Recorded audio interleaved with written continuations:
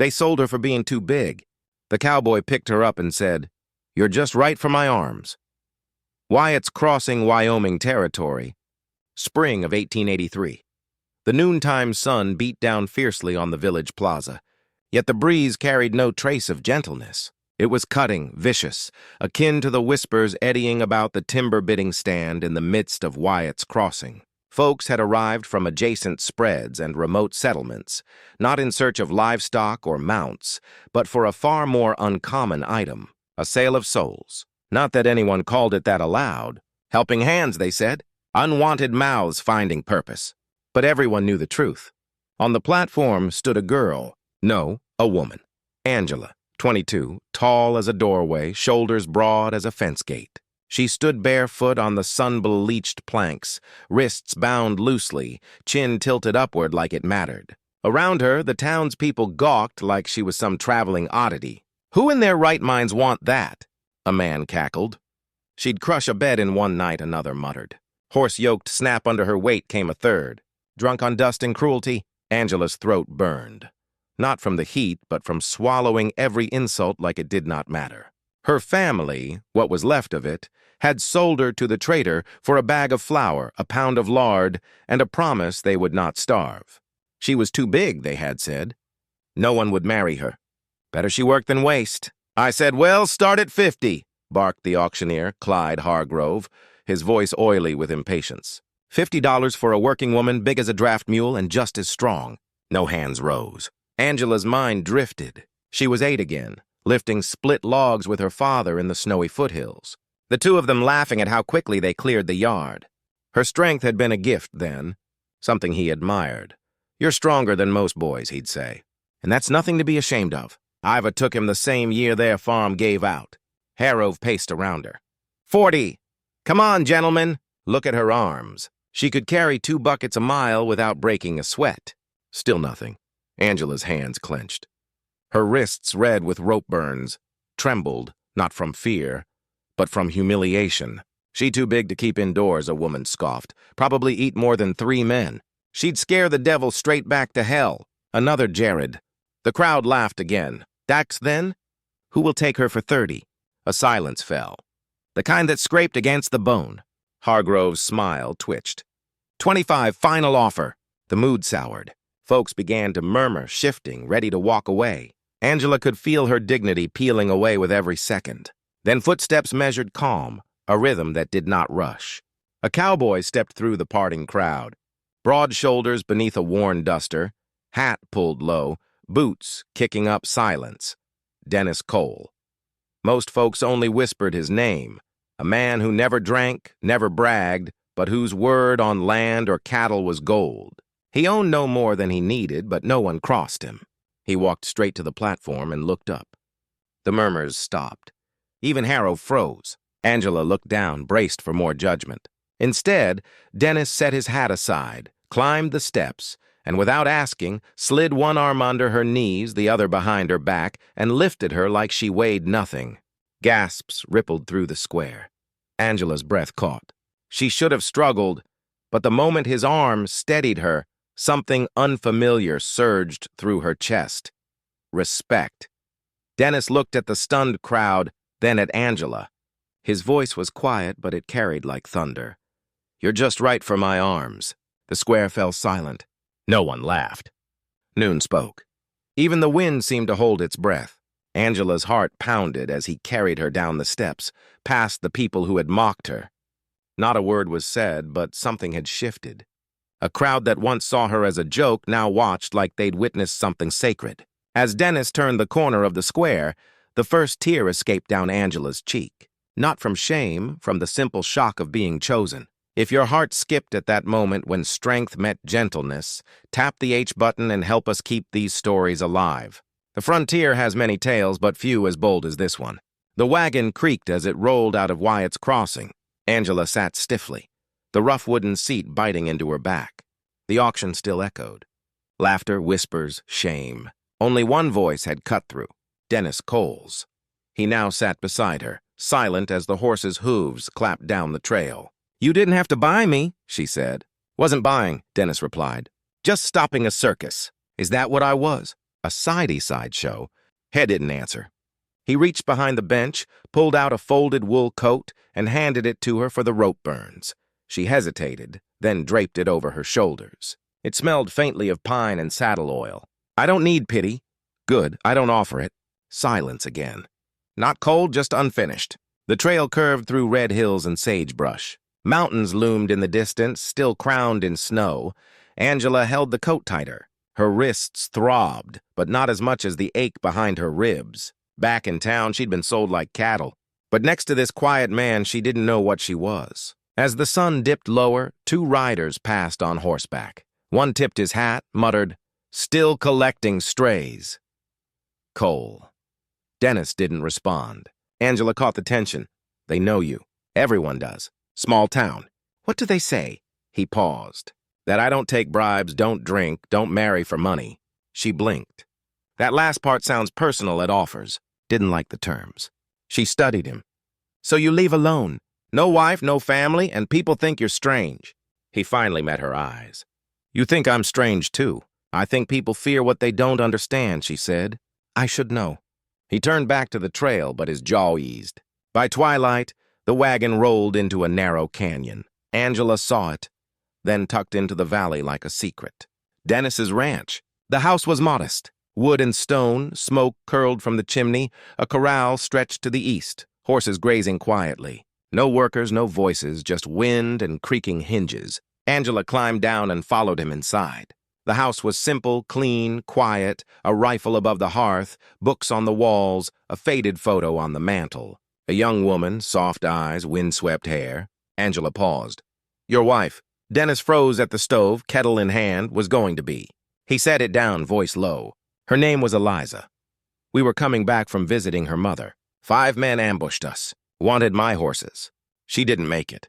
Angela's breath caught. I'm sorry. She was small, he said. People said she wasn't made for ranch life, but she had fire.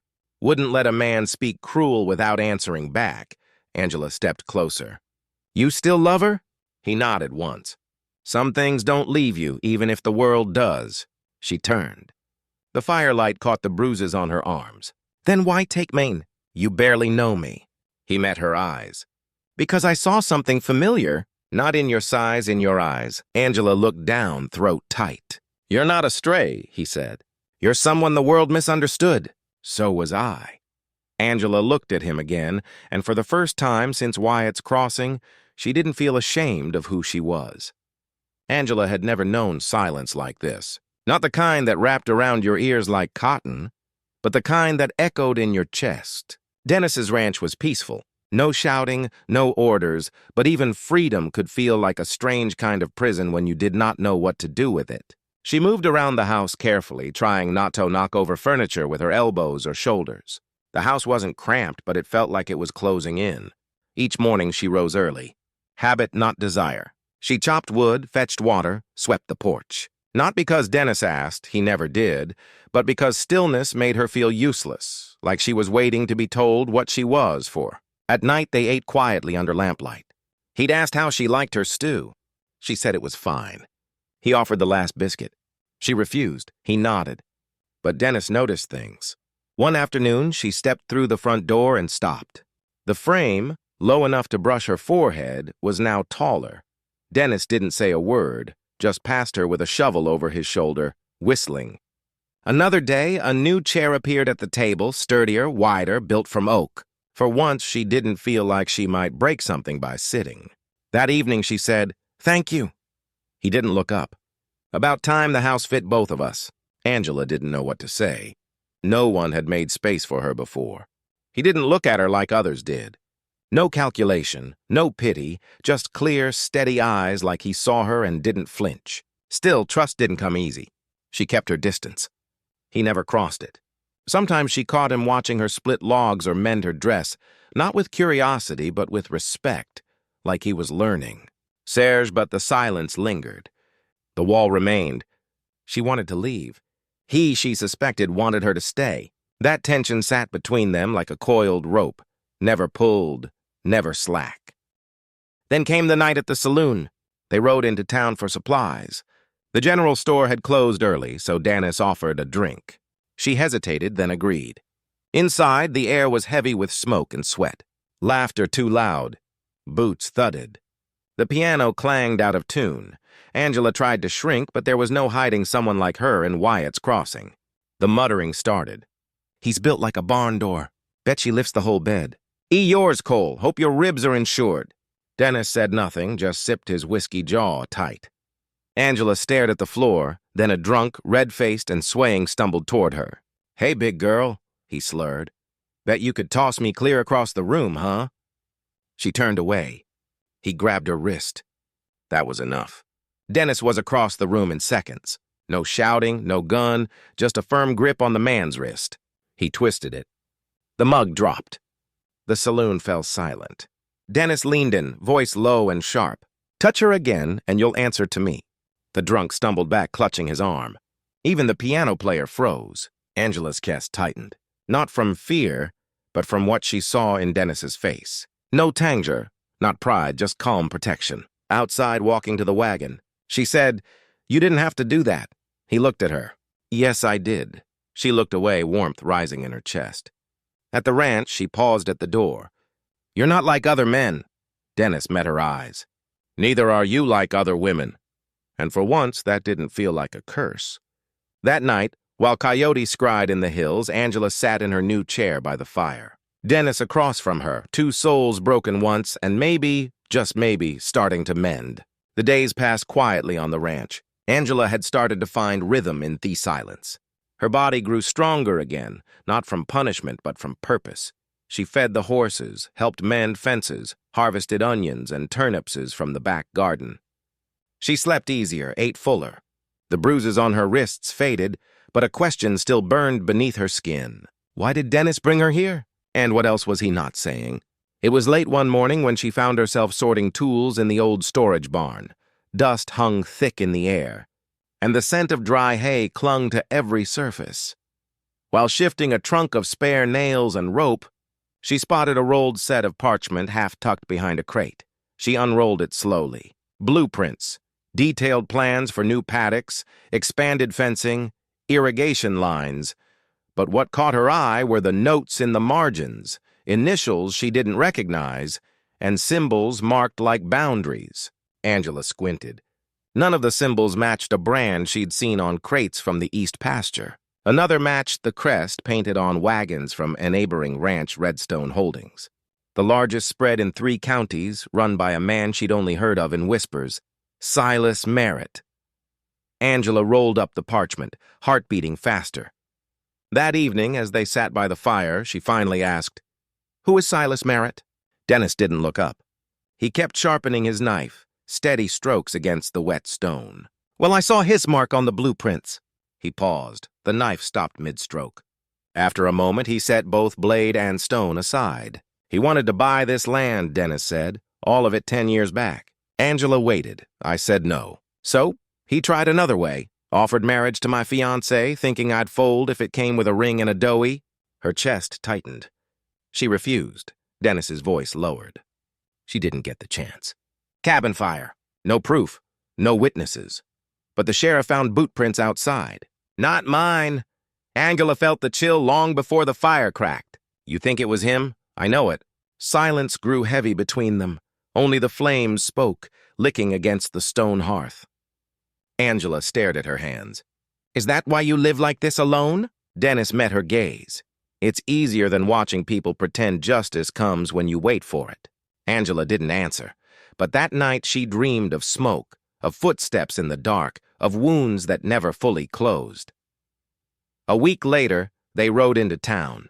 Angela had come to pick up leather from the tanner, enough to repair 2 saddles. Dennis was meeting a supplier near the stockyard. He stepped into the market alley, head high, shoulders square. Then came the voices. Thatcher, the giant girl. Not girl, beast? They say he took her in 'cause she's strong as a mule. Or maybe it's the land he's after. A cluster of women stood outside the fabric store, their smiles sharp as hat pins. One leaned closer, eyes glinting. You married yet, or just playing house for acreage? Another one snorted. She looks like a bull in a bonnet. Poor man, must have lost his mind. Angela froze. Her grip tightened on the leather parcel. She turned to walk away, but her boot caught the edge of a step. The bundle slipped from her arms, landing with a thud. The laughter started, sharp, vicious, and then quiet boot steps. Angela turned and saw Dennis standing between her and the women. Hecknelt picked up the bundle, brushed it off like it was priceless, and placed it gently back into her arms. Then he turned to the women, voice calm but clear. "These are not hands for shame," he said. "These are hands that build, that save." The silence that followed was thunderous. Not a word from the group, not even a breath. He looked back at Angela. "You ready to go?" She nodded. They walked away. No more laughter followed them. And for the first time in years, Angela felt something new bloom in her chest. Not pride, not defiance, something quieter, belonging. The wind carried whispers like wildfire through the dusty town of Greers's Hollow. They started small, murmurs behind closed doors, sideways glances at the market, but by the end of the week, the rumors had grown teeth. "They say she's cursed," one voice said. "Brings misfortune wherever she goes," said another. "Big as a barn and twice as dangerous." Angela heard it all. Each word felt like grit under her skin. At first she ignored them, stared straight ahead, and kept to her work. But when she walked through town with Dennis to pick up supplies, she could feel the way the street shifted around her. Conversations halted. Eyes lingered too long. Mothers pulled their children closer. She didn't need Dennis to tell her who was behind it. Randall Hayes, wealthy, ruthless, and always 2 steps behind morality. The man had tried to buy Dennis's land, his reputation, and once his heart through the hand of a woman who was now gone. Failing that, Randall now turned to fear and fire to destroy what he could not own. Angela stared out at the hills beyond the ranch that night, her jaw tight, arms folded across her chest. The moon glinted off the iron horseshoe she had just finished shaping. She was good at this, building, fixing, making things last, but she wasn't sure she could fix the storm headed their way. Dennis stood behind her. "You're thinking about leaving," he said quietly.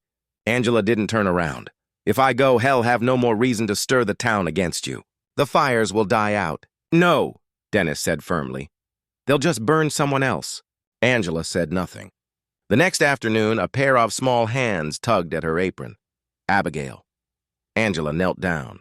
The girl, with her tangled braids and dirt-smudged face, looked up with wide, serious eyes.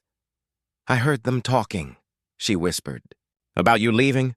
Angela gently tucked a strand of hair behind the girl's ear. "Maybe it's for the best." "No," Abigail said fiercely. "If you leave, they win and I'll lose. The only person who makes me feel safe." Angela froze. The words cut deeper than Randall's rumors ever could. She had spent so long thinking she was too much, too big, too loud, too strong. But to Abigail, she wasn't too much. She was enough. She was protection. And she... That night the flames came. Not from gossip, but from lanterns and torches. Angela woke to the sharp scent of smoke. Through the barn window, she saw figures moving like shadows in the dark. 5, maybe 6 men tearing down fencing, spooking the horses. She ran barefoot into the cold, grabbing a pitchfork, heart thundering. The horses inside the stable were panicked, slamming against the walls, eyes wild with terror. One bolt could kill them or her. But Angela didn't hesitate. She flung open the gate and stood between the terrified herd and the open night. "Easy," she whispered, spreading her arms wide. "It's all right. I'm not letting them touch you." A man lunged toward her from the shadows. Before he could reach her, another figure tackled him from the side. Dennis. And then came others, townspeople, men and women Angela barely knew. Some held tools, others came empty-handed, but not empty-hearted. They had come running, not from fear, but for her. The standoff broke into chaos, fists flying, men shouting, but no one laid a hand on Angela. The townspeople surrounded her, shoulder to shoulder, until the last of Randall's men fled. Silence settled like dust after a storm. Angela stood still, sweat mingling with the chill of the night, hair wild around her shoulders. Dennis stepped forward, his face bruised, his shirt torn, but his eyes only on her. Without a word, he wrapped his arms around her tight, sure, warm. "She's not too big," Dennis said loudly, turning to face the crowd. "She's the reason we're still standing." No one spoke. Then someone, maybe Abigail's father, nodded. Another man removed his hat. A woman stepped forward and touched Angela's arm gently, respectfully, and just like that, something shifted. Not in Angela, not in Dennis, but in the town. The fire had long been extinguished, but the heat of it lingered in Angela's bones. In the silence that followed the standoff, Dennis stood beside her beneath the stars. His face was turned to the hills where the wind carried only dust and old ghosts. Angela broke the stillness. "Tell me." Dennis didn't ask what she meant. Hesemply nodded, eyes heavy. "It was 3 years ago," he said, voice low. "Randall came to me with an offer. Said he wanted to buy the ranch. Said if I didn't sell, he'd find another way to take it." Angela folded her arms, jaw tense. "I didn't take him seriously until he started showing up wherever Claire went, whispering to her, offering her a better life, more money, more peace." "Claire?" Angela asked. "My fiancée," Dennis said. "She wanted to stay. She believed we could outlast him. But one night, the barn went up in flames. She was inside. Angela's chest tightened. "You think he did it?" "I know he did," Dennis said, eyes hard. "But the sheriff said it was lightning. Freak accident, they called it." Randall's hands stayed clean. A heavy silence settled between them. Angela's voice was quiet. "Is that why you kept me here? To fill her place?" Dennis didn't answer right away. When he did, it wasn't defensive. It was honest. "Maybe at first," he admitted. "Maybe I saw a second chance. Someone strong enough to help me keep this land. Keep fighting!" He turned to face her. "But not anymore, because you're not her. You're not anyone's shadow. You're the reason to still believe people like us deserve more than grief." Angela looked away, tears stinging at the edges of her vision. Not from sorrow, from recognition. Later that week, the town council called a public meeting at the chapel. The air was thick with tension. People packed the pews. Randall Hayes stood near the pulpit, smug in his tailored vest, flanked by his supporters. "I warned you," Randall said, his voice loud and oily. "I warned you all what would happen if we let Ammonster take root in our town." Gasps rose from the crowd. Dennis stood near the back, fists clenched. "This woman," Randall sneered, "was bought like cattle at an auction, and now she threatens our children, our livelihoods. You call it strength, I call it corruption." Angela rose slowly from the bench. Her boots echoed as she walked down the center aisle, heads turning, murmurs rising. She didn't speak at first. Instead, she pulled something from her belt, a woodcutter's axe. Not to threaten, but to hold as a symbol. She stepped onto the front D's, facing the room. "If being strong is a crime," Angela said, voice calm and clear, "then I am guilty." Silence. "But don't forget, strength built your barns after the storm. Strength lifted your wagons out of the mud. Strength carved this town from stone and dust." She raised the axe lightly. "This axe chopped firewood for the schoolhouse. It repaired the fence that kept your cattle in. And last night it stood between your children and chaos." She turned to Randall. "You call me a monster. I say you're afraid, not of me, but of the idea that someone like me doesn't need your permission to be worth something." The chapel was deathly quiet. Then someone stood, an old woman. She nodded once firmly. A farmer rose next.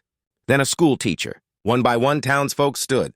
No cheers, no applause, just quiet defiance. Randall's smirk faltered. Angela stepped back, not victorious, but unafraid. She had spoken, and the town had listened.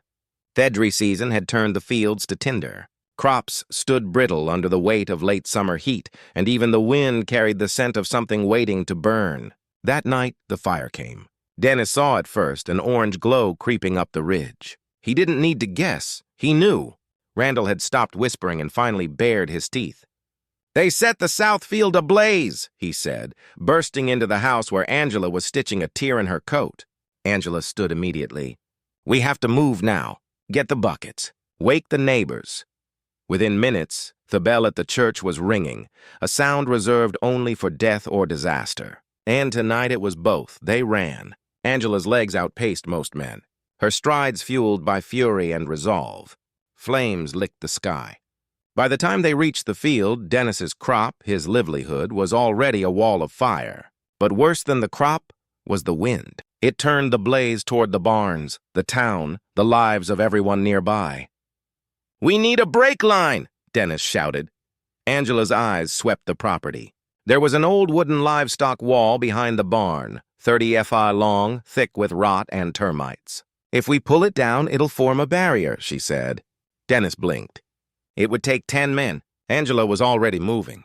He gripped the first beam, muscles in her arms bunched and pulled. With a roar, she yanked, and the post cracked from its base.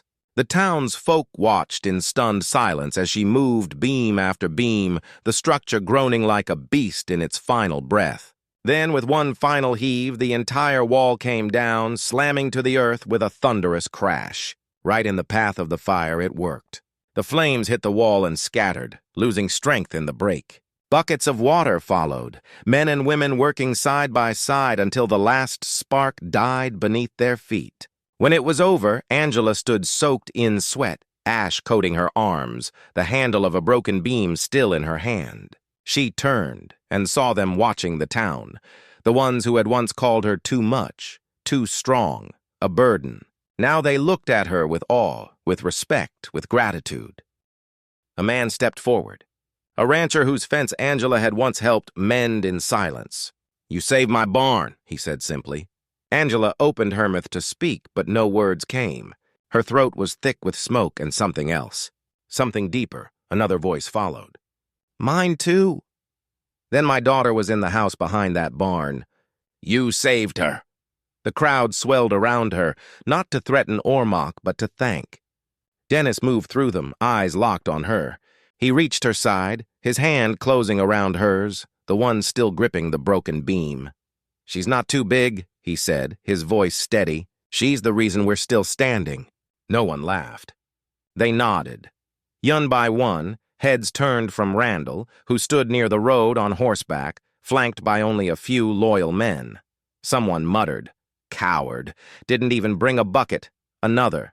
He just watched, and then silence. Except for the distant crackle of dying embers and the steady breathing of a town that had just found its backbone. Randall turned his horse and rode away. This time no one followed.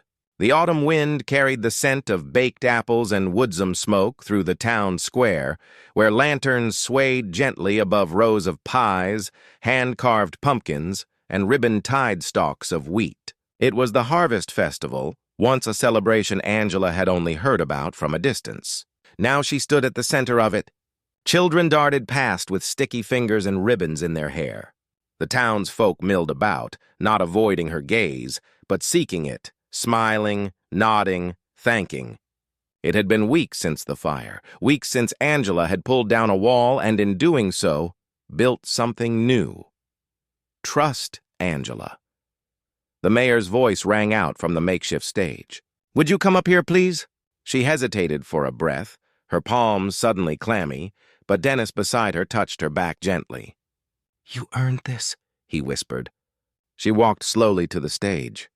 The crowd parted. No laughter followed. No whispers, only the sound of clapping, steady, genuine, growing louder with every step. She reached the platform. The mayor took her hand. "Miss Angela," he said, "once some people saw your strength as strange. Now we see it for what it truly is, a gift. This year's Harvest Festival is not just about grain and fruit. It's about who kept the ground beneath us from burning. Please accept our thanks." The crowd roared. Angela blinked hard against the sting behind her eyes. Then Dennis stepped up beside her. He held something in his hand, a silver arm cuff, delicately engraved, old and polished smooth by time. "My mother wore this," he said softly, though his voice carried. "She gave it to my sister, and when she passed, I kept it, thinking I'd never find someone strong enough to wear it. Not strong in arms, but in spirit." He turned to Angela, his gaze steady. "You were never too big. You were always just right for this town, for this life, and for me." The crowd hushed. He gently slipped the bracelet over her wrist. Angela looked down at it, then up into Dennis's eyes. The silver caught the lantern light, but it was the warmth in his gaze that held her still. People began to cheer loudly. Someone shouted, "About time!" And laughter rose, this time not cruel, but bright and full of joy. Angela smiled. Not the tight smile she'd learned to wear in pain, not the polite smile to keep people at ease, but a true smile. Wide, unguarded, radiant. Dennis offered his arm. She took it, and together they stepped off the stage. The-town swelled around them. No longer an audience, but a community. Children ran to her, asking about the fire, the horses, the wall. Women invited her to join the baking table. Men clapped her in the shoulder as if she'd been there all her life. No one said, "Too big." Noon said, "Not like us." They said, "You belong here." And she did. Later that night, as the music played and dancers spun in circles beneath the moonlight, Angela stood by the fire pit, Dennis beside her. Abigail tugged at her hand, sticky with cider. "Will you dance with me?" the girl asked. Angela laughed. "I'm not much of a dancer." Dennis leaned in. "You pulled down a wall and saved a town. I think you can handle a few steps." Angela took Abigail's hand, and then she took Dennis's. They danced. Not perfectly, not gracefully, but fully, joyfully, alive. The townsfolk joined, laughter ringing into the stars. Angela looked around at the faces, the lights, the land she now helped protect. She was no longer a girl sold on a platform judged for what she was. She was a woman who had built something, a life, a home, and finally freedom. Under Western stars, beside the man who saw her as just right, Angela found more than freedom. She found belonging. Once sold as a burden, she became the heart that held a town together. If Angela's strength spoke to you, if standing tall against cruelty resonates, hit that hype button. It shows us you want more stories like this one. And don't forget to subscribe to Wild West Love Stories, where tales of grit, heart, and redemption ride strong through every dust trail. More unforgettable journeys await just like Angela's. We'll see you on the next trail.